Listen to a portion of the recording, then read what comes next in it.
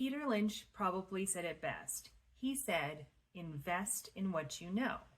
Now that's very succinct, very Peter Lynch, just straight to the point. And a lot of us will tell people that. I have people that have come to me and say, what do I choose what to invest in? And I say, well, invest in what you know, like, and trust. Warren Buffett will say the same thing. Peter Lynch, a lot of investing gurus will tell you that. A lot of people in the industry will say that. But I have come to the conclusion that investing in what you know is kind of a double-edged sword. Now, the pros are pretty easy to figure out, obviously. Pros are that you know something pretty well, you like it, you invest in it, you feel confident, you feel comfortable with the whole thing, and that's a great way to invest. But there are some cons when it comes to investing in what you like. And so we're going to go through those cons today, and we're going to see why maybe investing in what you love, investing in what you like, is maybe not the right thing for you to do. Maybe for some things, maybe not for other things, right? So we're going to go through it. We're going to break it down, go through how do we figure out what to invest in. And for all of those people out there who have heard diversify, right? We are actually going to break down what that kind of looks like. And we're going to break down actually what a lot of us advisors put together as portfolios and how we break it down for our clients. So if you're interested in all that, let's get into it. Now, before we start, who am I? I am a financial advisor. I have been doing this for over 13 years, and I help people get to financial independence as quickly as possible. All right, so the first thing that happens when we invest in what we like is what I call the comfort trap. The comfort trap is I'm comfortable with something. I'm comfortable with a certain sector. I'm comfortable with, a certain company. And when we get comfortable with something, we start to fall in love with it, right? We like that comfort. We stay in our comfort zone, our box of comfort. You've seen all those memes out there about this. That's not always a good thing, because what happens is we overlook, blind spots. We overlook things that might be wrong with companies that we choose or sectors that we have, that we know, like, and trust. Like a lot of people, like, let's say you're a tech gal, you're in the tech industry and you know tech and you like tech, and let's get even more specific and say it's AI tech, okay?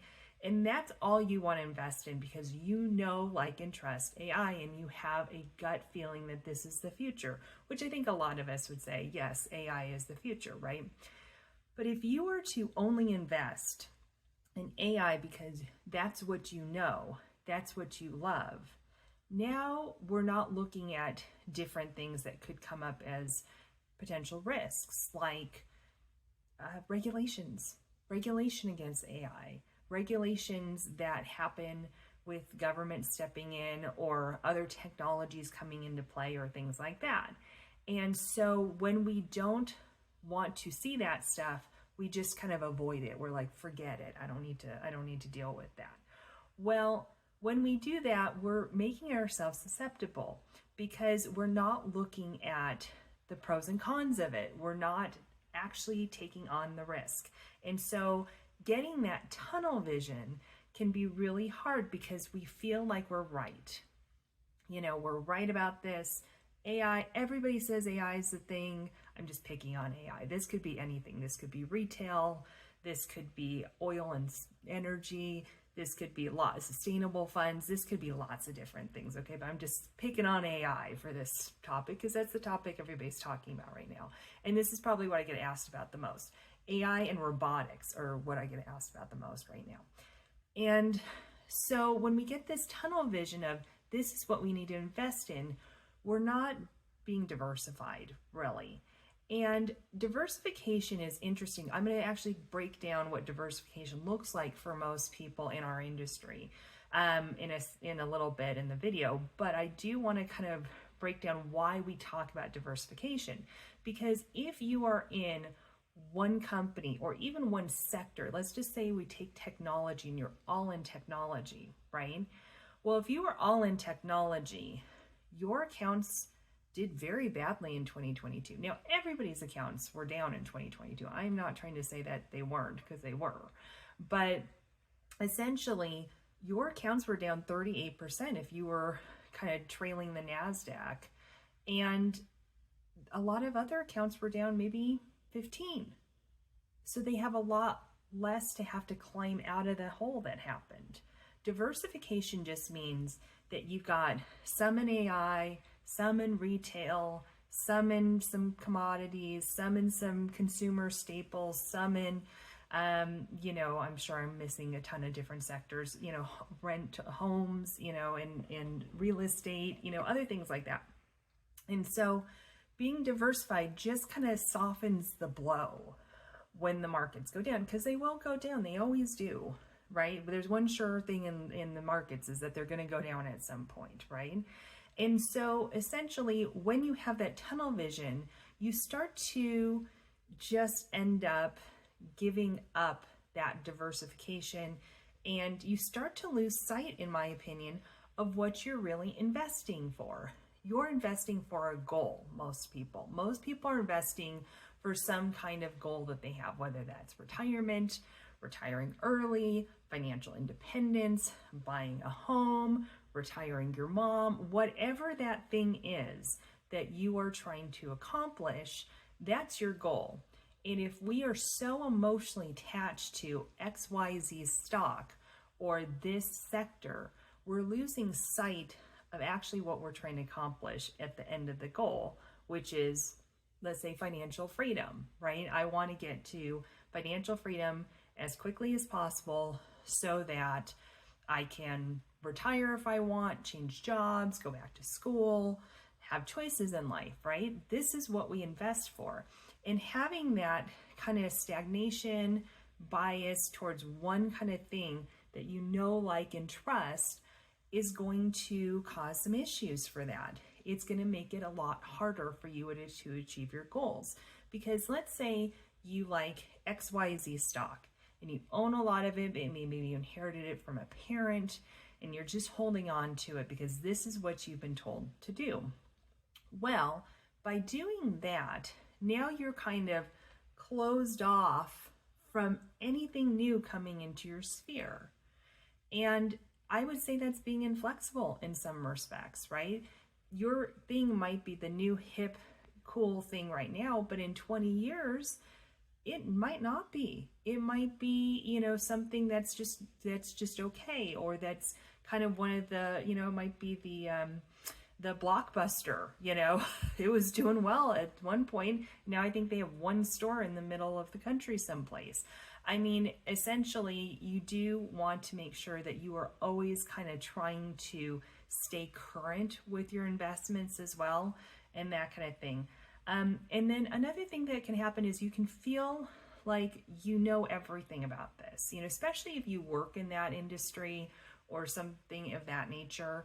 You work at the company, you feel like, I know it. A lot of us get like company stock and things like that. We just hold on to it because we say, I know this company, I work here. Like, nobody knows better than I do what's going on here. And you're right, but there are often, unless you're the president of the company, there are often things going on behind the scenes that you don't know about. I was just listening to Gary Vaynerchuk's book, The Thank You Economy, which is a fantastic book. If you haven't read it, it's fantastic, as most of his stuff is. And he was talking about the merger between Zappos and Amazon and how that all worked in the letter that the, I'm forgetting his name, but the gentleman who was in charge of Zappos wrote to his whole staff about, the merger with them, or the partnership, as he put it, with them. And, he did a great job. It was a great letter, and it really, took care of his employees. That was Gary Vaynerchuk's point of the whole thing. But when I listen to something like that, how many people were kind of blindsided by that, who worked in the company, who worked maybe at the top of the company, but were just not part of the business part of it? They were in charge of, technology, or the website, or, merchandise, or whatever it is. So just because you have an understanding of that world doesn't necessarily mean that you know what's going to happen to that company or to that sector. And so being so focused on just the things that you know, like, and trust can have its problems. And so let's get into diversification, because diversification is one of those things that people like in theory, but I think a lot of times they're not quite sure how to achieve it, or they're afraid of it. Because I'm going to go through what oftentimes we have in diversified portfolios, and sometimes people are like, I don't want to own that. I don't want to own that. And I'll explain to you why sometimes you do have to own things that are a little scary for you. So when you look at a diversified portfolio, you usually have, U.S. stocks. You're going to have small stocks. You're going to have, are called small cap, mid cap or mid-sized companies, and large companies, right? In the S&P 500 world and up. So that's going to be your U.S. stocks. Then you're going to have, maybe you have bonds. Maybe you're more of like 60% stocks, 40% bonds, and you have some fixed income, and you're going to have different types of bonds in there. But on the stock side, you're probably going to have some international, both developed markets and emerging markets. Emerging is kind of those countries like India. India would be considered a very fast-moving emerging market right now.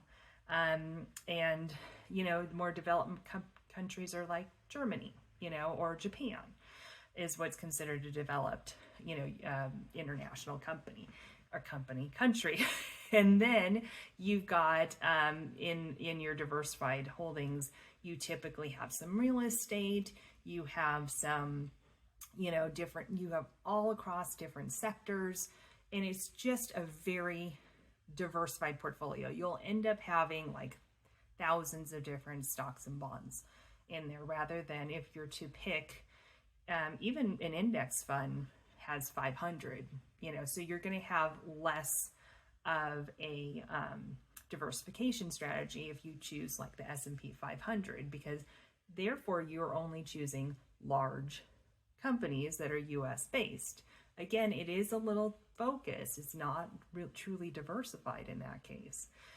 And so when you're building a diversified portfolio, the whole idea is that you don't necessarily want everything going in the same direction. If everything's going up, there's a chance that everything's going to come crashing down as well.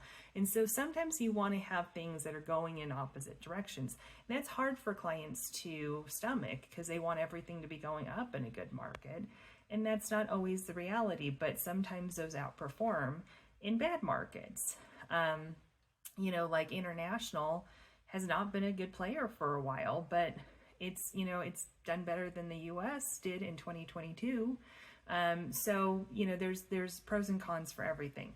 So striking that balance between diversified and finding what you know and love, because the thing is that you don't want emotion to be part of your portfolio. Really, it's not a great strategic thing to be completely emotional about your portfolio, having stocks that you just love and that you won't get rid of. That's not necessarily the best way to have a portfolio that's going to necessarily get you to your goals, right? But at the same time, if you don't care about anything you own, then it's kind of like, well, what do we do? It's kind of not fun, right? And investing should be somewhat fun. I have a lot of clients who just find it not fun at all. And investing should be somewhat fun. You should be kind of interested in what companies you own, even if they're held in funds, ETFs, things like that. You still want to have some excitement. So there is that balance. So that's why we call this a double-edged sword, because you want to have some excitement when it comes to your investing, but at the same time, you don't want to be so emotionally tied to what you're in that you are unwilling to make changes despite maybe not getting to your goals, which is really the ultimate goal, right? Is to get to your end goal, whatever that is. So with that being said, invest in what you know, but be careful with that. And, just like everything else, investing is very personalized. You've got to find what works for you and try to have a little bit of that like arm's length approach when you invest.